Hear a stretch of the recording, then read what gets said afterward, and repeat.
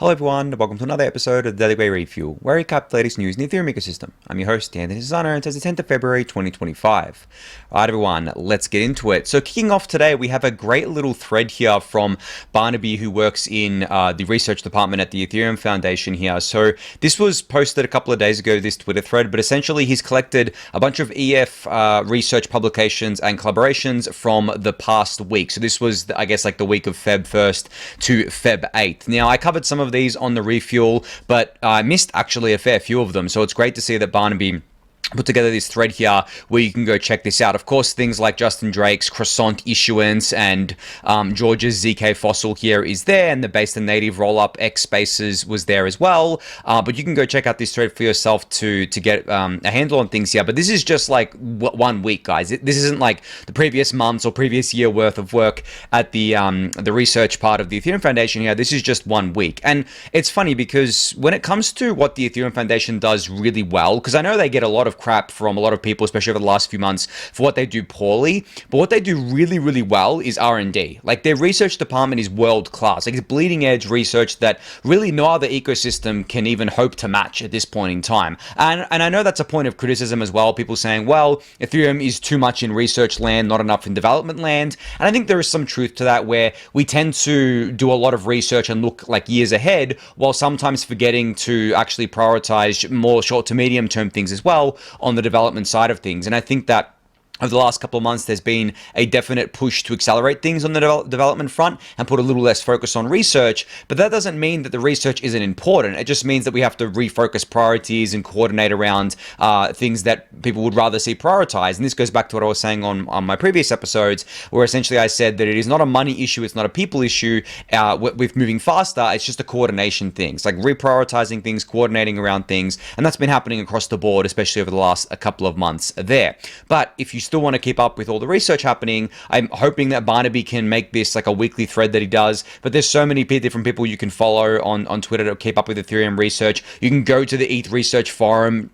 Pretty much everything gets posted there, and you can follow along with whatever topic you want. You know, the research, I guess, varies. It depends on the time frame you're looking at. Some of it is stuff that is happening in the next, few months. A lot of it is stuff happening in the longer term, like years down the line. But if you actually go back and look, it all starts in ETH research, and then eventually it gets delivered on the network. And there are certain things that will get delivered faster than others, based on not only priorities, but how long it takes to do them. For example, something like blobs took longer than another EIP that might have taken the short amount of time. Increasing the gas limit isn't technically an EIP, but research needed to go into it to make sure that the network could handle increases in gas limits, right? The recent increase to 36 million. So there's a lot of stuff that goes on there in research land. But you can go check out this this Twitter thread. I'll link it in the YouTube description below for you to do so. Speaking of resources to check out, there are a lot of dashboards in the Ethereum ecosystem today. I've lost count of how many there are, and I've showed so many of them on the Refuel over time. So it's only apt that Hani Abu here put together a great website called ethereumdashboards.com, which is basically a dashboard for dashboards, really. So you can go here and look, you scroll down, look how many dashboards there are, guys. It's actually insane. And this isn't just all the same kind of dashboards and different dashboards on the same website. Obviously, Dune Analytics has a lot of different dashboards for lots of different things, but this is various different dashboards from across the ecosystem. Yes, there'll be repeat information on them, but they display information in different ways. They cover different sorts of information as well, and there's also a category sort at the top, so you can go through and sort whatever category you want to actually pay attention to. So let's say you want some dashboards for staking. You simply click staking, and there you go. You've got 8 dashboards right there to check up on what's happening in Ethereum staking. There's a total of 83 dashboards right now. Hani Abu is definitely open to adding more if you suggest it to them, so you can contribute here. Actually,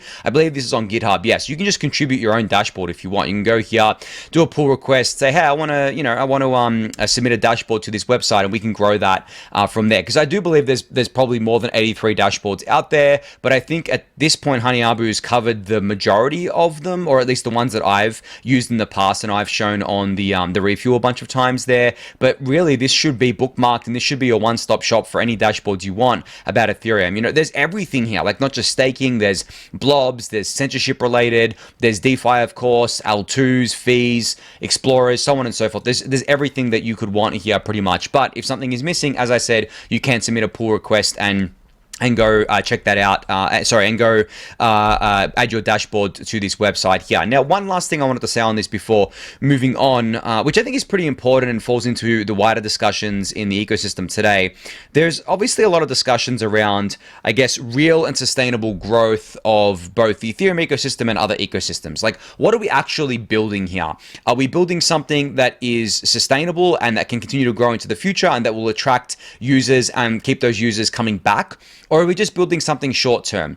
Because obviously a lot of what's happened over the last 12 months has been very short term, very extractive, very like casino oriented with the meme coin stuff. And as I've said before, nothing wrong with that, but it became the main focus. And then of course the logical conclusion of that is everyone issues their own, I guess they're calling it a meme coin, but in reality it's just a giant grift or basically a scam. They extract money out and then that coin basically goes to zero, essentially. And you can see this across so many different coins. They do this thing where they spike up and then they just go down. And yes, that's true for so many things in the ecosystem, but the problem with these things is that they're just so hollow. There's nothing to them at all. It's like, hey, it's a meme coin. It's like, well, it's not even that, because like what you're creating is not a meme. Like the original meme coin is Dogecoin. It's based on a meme, which is Doge, right? It's not based on a celebrity wanting to do their own coin because they're hoping to make some money off of it, right? It's not that at all. So these things aren't even meme coins. They're just tokens, right? They're things you can speculate on, and people do speculate on them,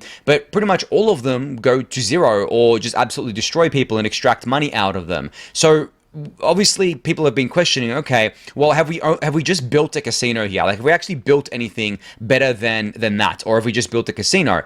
I think that the casino part of it has gained so much traction, obviously, because there is the hope of making money. And that is true of real life casinos as much as it is true of on-chain casinos. But in terms of like what's sustainable and what's I guess like something that we can take into the future, many years into the future, as I've mentioned before, it's really DeFi, right? And I know like, technically meme coins could fall under the DeFi umbrella because of the fact that you're trading meme coins on a decentralized exchange, but I'm talking broader DeFi here, right? I'm talking things that people can actually get long-term value out of, such as taking out a loan against their ETH collateral on Aave, for example, or stablecoin payments, or doing some, if you're wanting to take more risk on and you're a bit more sophisticated, you can do sophisticated financial positions such as options protocols, or you could do things like looping through LSTs and LRTs. Yes, a lot of it is still kind of speculative, but it's more long-term. It is not as extractive. It is definitely something that people do with the long term in mind. And why this is relevant to these dashboards or to this dashboard website is that on here you can actually track that activity under the DeFi dashboards, right? You can go here, you can track what's been happening within Ethereum DeFi across the L2s, how they've been growing, and so on and so forth, to see if that growth is sustainable versus not here.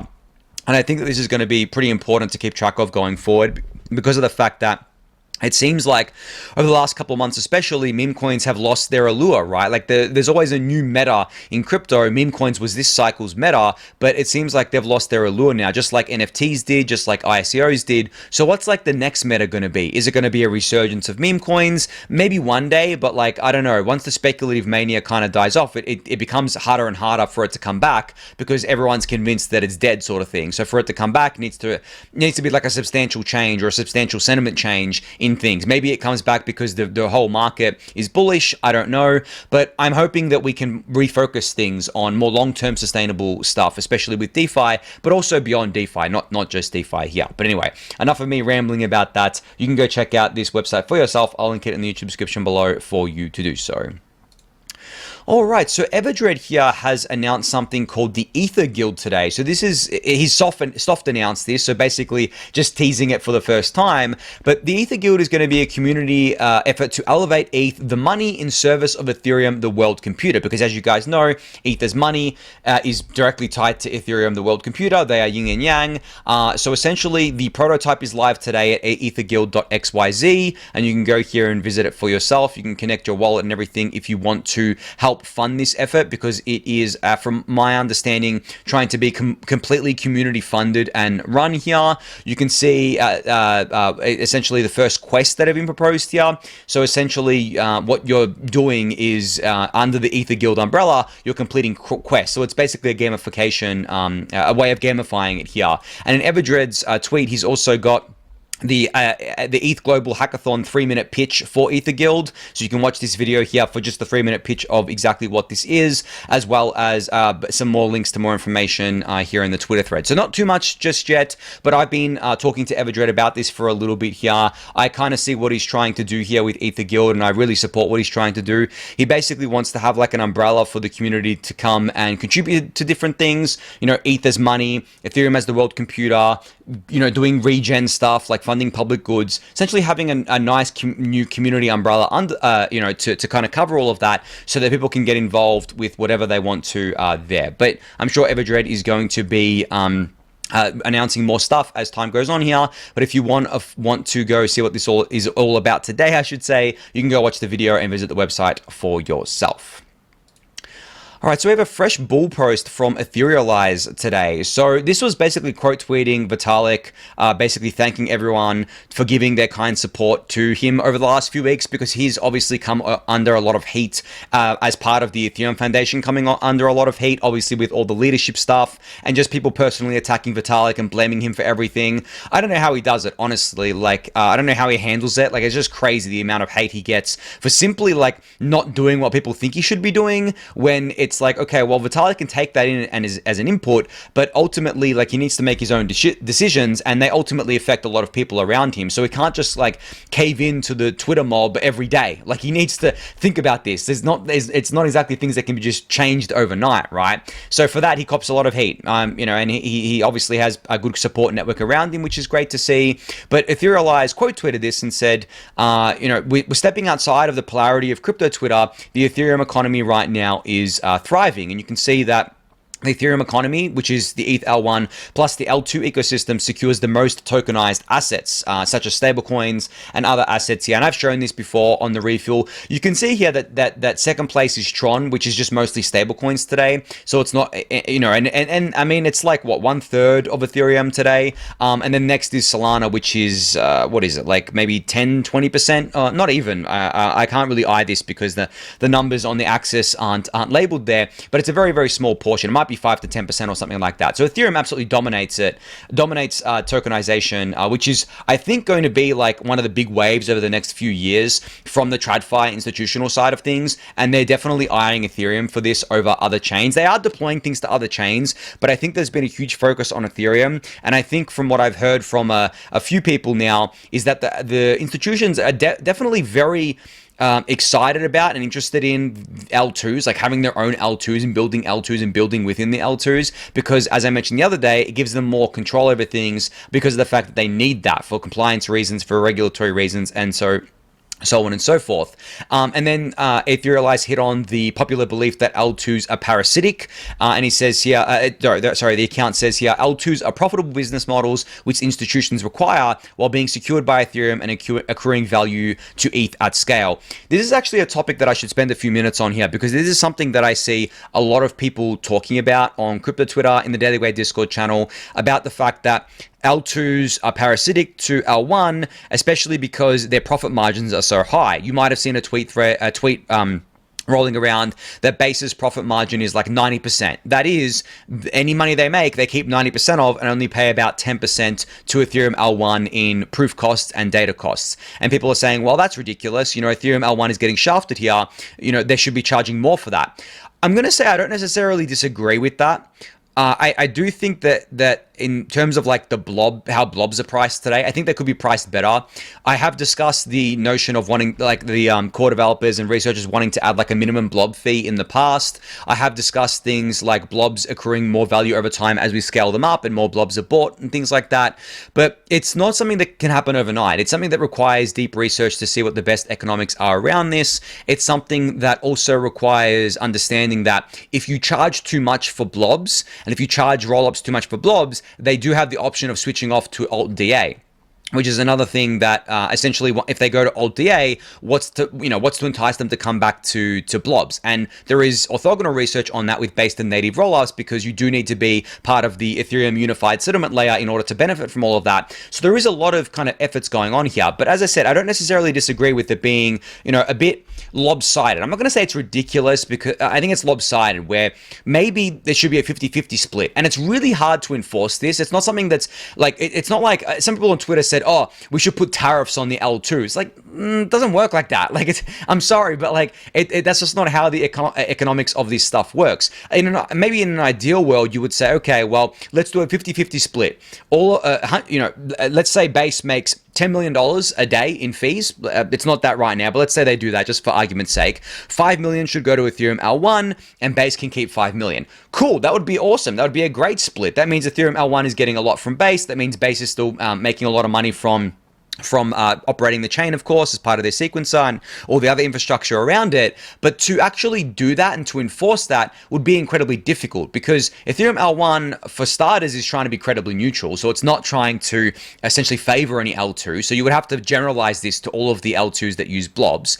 Two, it's based on supply and demand at the end of the day. So you would have to basically artificially restrict supply on some kind of like controller mechanism that would probably get gamed and probably just result in these rollouts posting blobs, colluding together to post blobs at different times so that they never hit that mechanism that kicks in the controller. Like, there are games that can be played here, guys, because it's permissionless. You can't just force these things on the L2s. And thirdly, as I mentioned, there is the risk of the L2s just saying, well, screw this. We're bleeding so much money to the L1. We're just going to use off-chain DA. Technically, they're still kind of secured by Ethereum because they're posting their proofs down there, but they're not like fully secured anymore. They're not like, they've got less security because they're using alt DA. So there is a balancing act here of things.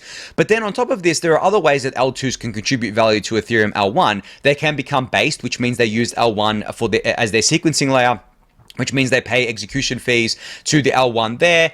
And native rollups are a completely different thing, where it's not completely different, but like they're definitely tightly coupled to the L1 versus kind of sitting on top of it. Basically, I wouldn't even call like a native rollup a layer 2 because it's so tightly coupled to L1. It's basically part of the L1. I would essentially just call it a native rollup. Like, I wouldn't say a native L2. That doesn't really make any sense. It's a native rollup, whereas L2s, like layer 2s, are thought of to sit on top of the layer 1, which is why that kind of name came about there. So that's my general view on things there. I'm not sure on the current status of the research with regards to like a min blob price or the economics of blobs. I do know that people are looking into it, and there are different ideas being floated around. But there's also the thing of, well, we shouldn't really be thinking too much about fee accrual or value accrual at this point in time, because we need to keep scaling. Like, the competition out there is fierce, guys. We definitely need to keep scaling up the L2s. We need to obviously put more priority on scaling up L1 as well in order to stay competitive, in order to make sure that we can keep bringing users on chain and keep the fees low for them, because transaction times are not a big deal because of the fact that we've already got transaction times down to a second or less on the L2s. It's more the fees that we need to make sure, or ensure, I should say, continue to stay low. And we do that via blobs, and we do that via scaling the L1 gas limit as well, to a lesser extent, but still very important there. But as Etherealize says here, we are in the race for adoption. We are in the race for on-chain market share adoption, not just for, like, Ethereum obviously is still very big with, DeFi, whales, kind of like institutional stuff, tokenized stuff, but we shouldn't just settle for that. We should also make sure that we can onboard the regular users too, and make it so that Ethereum can serve as both types of customers, the regular users and the businesses, institutions, because that's what's going to lead to the most growth there. All right, so as you guys know, there's been like this whole kind of, I guess, debate in the Ethereum ecosystem about what powered by logos to use and what built on Ethereum logos to use. Well, there was another bunch of powered by Ethereum logos put out today from Sleety here, from Token Motion. So you can go and check these out. I'll link them in the YouTube description below. I thought they were pretty cool. I think it really definitely embodies what I think of when I think of Ethereum in terms of designs here. But again, like, this stuff's very subjective. You may not like it, you may love it, you may hate it, so to speak. I think what I'm gonna do is maybe just set up a website, or get someone to set me up a website, and just have like all of the different designs on there, and then people can choose what they want to use from there, rather than trying to force people to use one or the other. Because really, the original idea, as you guys know, behind this was just to get Ethereum on the different project websites, just some mention of it, whether it be powered by or built on. It didn't really matter to me, and I don't even care about about getting credit for starting this. Like, everyone keeps tagging me on Twitter and crediting me for starting this, and like, which I really appreciate, mind you, thank you for doing that. But like, my ego is not big enough to care about that sort of stuff. Like, all I care about is getting this on the different websites in the ecosystem. So that's why I was just like, here you go, guys. Like, I'm just going to put it out there.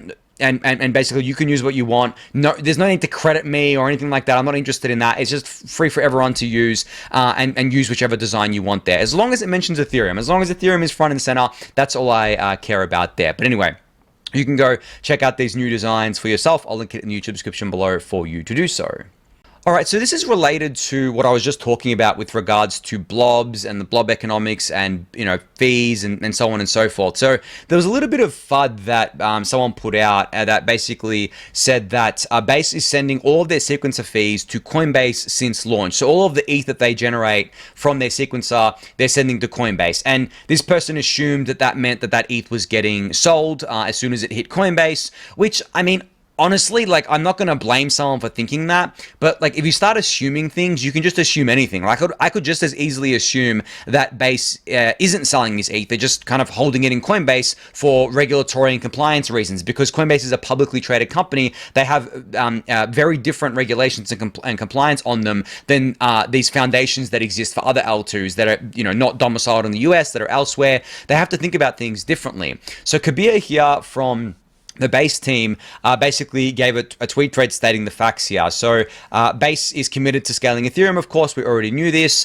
They continue to hold ETH and publicly disclose their long-term holdings. They currently hold over 100,000 ETH, which is worth over $300 million. And they say this is the largest ETH holding of any public company, and way bigger than any other L2 out there. But Base currently uses off-chain custody for security and audit reasons. That's why the funds moved to Coinbase. As I said, this makes sense for someone like Coinbase. They are a publicly traded company. They have to do this stuff for regulatory reasons. And then there was just more of the same kind of sentiment here, saying that they care about ETH, they care about Ethereum, they want to keep scaling Ethereum, and they want to hold ETH as they do that. And also after this, I believe that one of the founders from Arbitrum replied to this, or kind of quote tweeted this, saying that we keep our entire treasury on chain of the ETH that we get from a sequencer. And like, that's awesome. And I love Arbitrum for doing that. But this goes back to what I was just saying about the fact that Arbitrum is a DAO. Base isn't a DAO, right? And like Off-Chain Labs, the builders of Arbitrum, they may be like a publicly, they're not public, but they may be a company registered in the US or wherever they're registered. But Arbitrum sequencer fees go to the DAO, which stays in ETH, obviously, because the sequencer takes it in ETH, but it's not bound by the same regulatory and audit and security, I guess, like considerations that Base is, because Base is part of Coinbase, the publicly traded company. It is not a DAO yet. Maybe it will be one day. Maybe there will be a Base token. Maybe they will decentralize it that way, but as it exists today, it's not like that. That's why they have to do this. So I completely understand from their point of view why they do this, and it's good that they do this for their shareholders, because coin shareholders want to know what's going on underneath the hood. They want to know they're not, if Coinbase is growing or not, what they're doing with the money, so on and so forth. So when you look at it from that perspective, you can understand it here. And I really think this goes back to something that I've said a lot of times over the years on the Refuel. Guys, if you see on-chain movements happening, it does not mean anything. It does not mean anything at all. You don't have any context. You can't just say things like, oh, I saw 50,000 ETH moving from this address to Coinbase. That means 50,000 ETH is being sold. That makes absolutely no sense. Coinbase offers a variety of services, for, like custody being their biggest one, honestly, besides their trading services here. And a lot of the time, if someone's moving 50,000 ETH to Coinbase, they're probably putting it into custody, right? Or it could be a market maker, right, replenishing inventory, or it could be MEV bots, or it could be people trying to essentially like trade between exchanges to do arbitrage. There are so many different reasons why someone would move something, or someone would move a lot of funds to exchanges. It doesn't mean that they're selling it, right? And I understand that once it's at the exchange, you've got no idea what's going on with it, but people always assume it's being sold, which is just crazy to me. And the opposite is true as well, where people say, oh, like some amount of ETH or some amount of some token moved out of Coinbase or out of Binance to an address on chain. That means that they're not going to sell it, or that means that it was bought and then they're just bringing it on chain because they want to custody it themselves. True, but maybe they bought it a long time ago, right? You don't know. You've got no context around this. So when it comes to on-chain things, it's good to take them with a grain of salt and not just assume things, unless you can actually see the whole process happen on-chain. For example, if you can see ETH being sold by an address on-chain, then obviously ETH was sold on-chain. But when you're seeing movements happen, it could mean anything, all right? So just good to keep that in mind. I got a little bit ranty there, but that's just one topic that I kind of get annoyed by when I see people talk about. It's like, guys, you don't have the context here. You're just assuming so many different things. Just relax. It's probably not what you think, and don't always assume the worst about these sorts of things. All right, last up here, I just wanted to give a shout out to Austin Griffith's podcast, PMFers. So he did an episode with Joseph DeLong here talking about basically his dev stack for shipping to prod, along with his process of ideation and validation. For those of you who don't know, Joseph DeLong is the former CTO of Sushi. He also was a core dev once upon a time, an Ethereum core dev, and he was the CTO at Astaria, or is the CTO at Astaria, and has built a bunch of different things in the Ethereum ecosystem. So if you're a developer and you want to learn from a long-time developer, this is the podcast for you. And I guess like Austin Griffith is also a long-time developer as well, so it's interesting to hear them kind of like I guess riff with each other on developing products, specifically, I guess, within the Ethereum ecosystem, because they've both been doing that for quite a while now. So if you're interested in that, you can go check this out. But be sure to subscribe to Austin's new podcast as well, because I'm sure it'll be very interesting. I'm sure he's going to have more guests on. I think there's an episode 2 out already as well, so you can go check that out for yourself if you haven't done so yet. But I think that's going to be it for today's episode. It is a bit shorter than usual, but the weekend was kind of quiet. I think the ecosystem right now is quieting down a little bit. I'm not sure why. Maybe because the market's gone a little bit quiet, and I think that people are just, I don't know, bored. Because when people were I guess, like creating a lot of drama out of those powered by logos that I did, I knew that people were bored. Like when I saw that, I was thinking to myself, are people this bored right now? And I think it's because of the fact that the market's been relatively slow. We had that like massive dump the other day. I mean, it wasn't even that long ago. When was it? Like the 3rd of Feb. It's been like a week since then. The market, I mean, kind of recovered since then, but it's not really doing anything. It's just going sideways.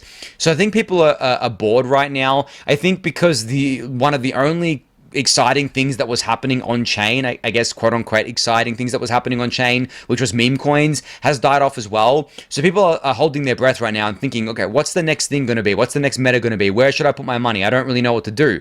I was actually talking to some friends about this, and this is an investment advice. I just felt like it was worth adding here. But I was talking to some friends about this, and I thought to myself, if I wasn't, invested in ETH, if I wasn't putting money into ETH, what else would I buy right now? Honestly, I don't even think I'd buy BTC, because of the fact that BTC versus, like, on a risk-reward basis, BTC versus stocks. So if I was to go into like a stock market index, in terms of the amount of risk I want to take on, it's basically the same to me now, because BTC is at a $2 trillion market cap. Where is it going from here? It's probably going higher from here, right? But where? Like, is it going to 150K? Is it going to 200K? And how long is that going to take? I honestly don't think BTC is going to 150K for a while, because that's another $500 billion market cap added onto it, right?